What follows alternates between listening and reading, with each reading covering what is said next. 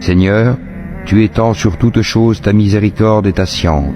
Pardonne donc à ceux qui se repentent et suivent ton chemin, et protège-les du châtiment de l'enfer. Seigneur, fais-les entrer au jardin d'Éden, que tu leur as promis, ainsi qu'aux vertueux parmi leurs ancêtres, leurs épouses et leurs descendants, car c'est toi le puissant, le sage. Et préserve-les du châtiment des mauvaises actions. Quiconque tu préserves du châtiment des mauvaises actions ce jour-là, tu lui feras miséricorde. Et c'est là l'énorme succès. À ceux qui n'auront pas cru, on proclamera: l'aversion d'Allah envers vous est plus grande que votre aversion envers vous-même, lorsque vous étiez appelés à la foi et que vous persistiez dans la mécréance. Ils diront: notre Seigneur, tu nous as fait mourir 2 fois et redonner la vie 2 fois. Nous reconnaissons donc nos péchés. Y a-t-il un moyen d'en sortir? Il en est ainsi, car lorsqu'Allah était invoqué seul, sans associé, vous ne croyiez pas.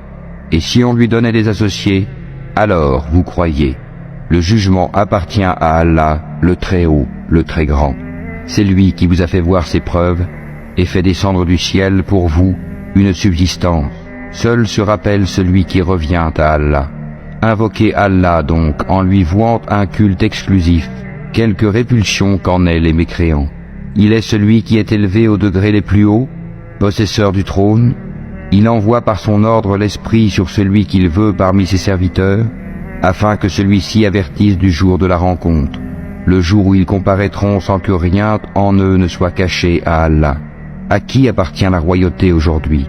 À Allah, l'unique, le dominateur. Ce jour-là, chaque âme sera rétribuée selon ce qu'elle aura acquis. Ce jour-là, pas d'injustice, car Allah est prompt dans ses comptes.